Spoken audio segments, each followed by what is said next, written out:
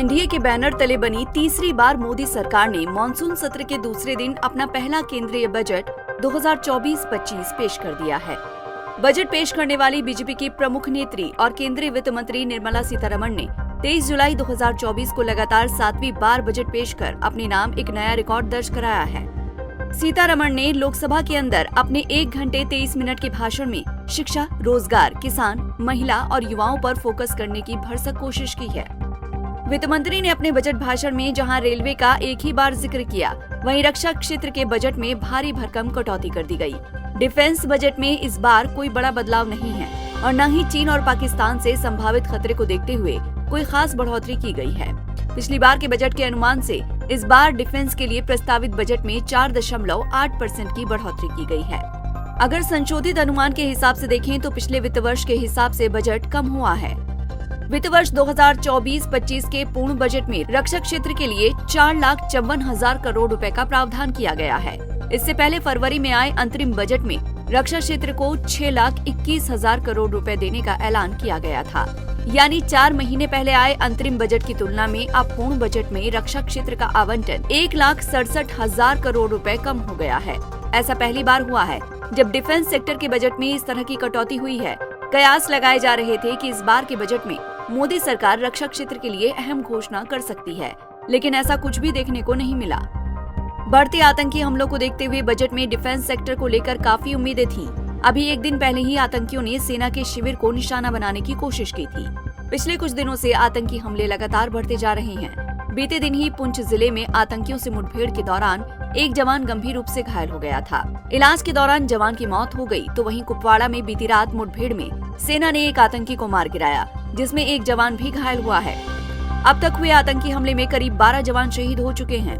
जम्मू का आतंकी हमला नए संकेत दे रहा है और ऐसा लग रहा है कि सीमा पार के दहशतगर्द पाकिस्तान की खुफिया एजेंसी ISI के इशारे पर घाटी के साथ साथ इस मोर्चे पर आतंकवाद का दबाव बढ़ा रहे हैं। भावी चुनौतियों को देखते हुए बड़े पैमाने पर साजो सामान की जरूरत है।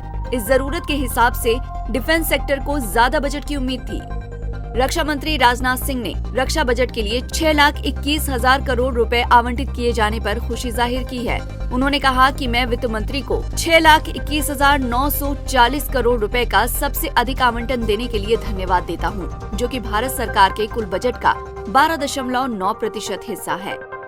इधर बजट पेश किए जाने के बाद प्रधानमंत्री नरेंद्र मोदी ने अपने संबोधन में कहा कि आज डिफेंस एक्सपोर्ट रिकॉर्ड स्तर पर है। डिफेंस सेक्टर को आत्मनिर्भर बनाने के लिए आह्वान किए गए हैं। इसके साथ ही टूरिज्म को भी बढ़ावा दिया गया है। आज डिफेंस एक्सपोर्ट्स रिकॉर्ड स्तर पर है। इस बजट में डिफेंस सेक्टर को आत्मनिर्भर बनाने के लिए अनेक प्रावधान किए गए हैं। आज पूरी दुनिया में भारत के प्रति आकर्षण बढ़ा है और भारत में टूरिज्म के क्षेत्र में नई संभावनाएं बनी हैं। टूरिज्म क्षेत्र गरीब और मध्यम वर्ग के लिए कई अवसर लेके आता है। इस बजट में टूरिज्म क्षेत्र पर भी विशेष बल दिया गया है। आपको बता दें कि रक्षा क्षेत्र में पूंजीगत बढ़ोतरी के बावजूद चीन का बजट भारत से कहीं ज्यादा आगे है। अप्रैल 2024 को Stockholm International Peace Research Institute की रक्षा खर्च पर जो रिपोर्ट आई थी, उसके आंकड़ों के मुताबिक 2023 में सबसे अधिक सैन्य खर्च वाले टॉप 10 देशों में 83.6 बिलियन डॉलर के खर्च के साथ भारत चौथे नंबर पर है। वहीं इसके मुकाबले में चीन के रक्षा खर्च की बात करें तो 296 बिलियन डॉलर के साथ चीन दूसरे नंबर पर है। भारत का रक्षा बजट चीन के रक्षा बजट से 1/3 कम है। बहरहाल सोचने वाली बात ये है कि सरकार के नुमाइंदे अक्सर ये दावा करते हैं कि वो दुश्मनों को घर में घुसकर मारेंगे, लेकिन डिफेंस बजट में जिस तरह से कटौती की गई है तो ये सवाल मन को जरूर कचोटता है कि इस बजट में ये कैसे संभव हो सकेगा।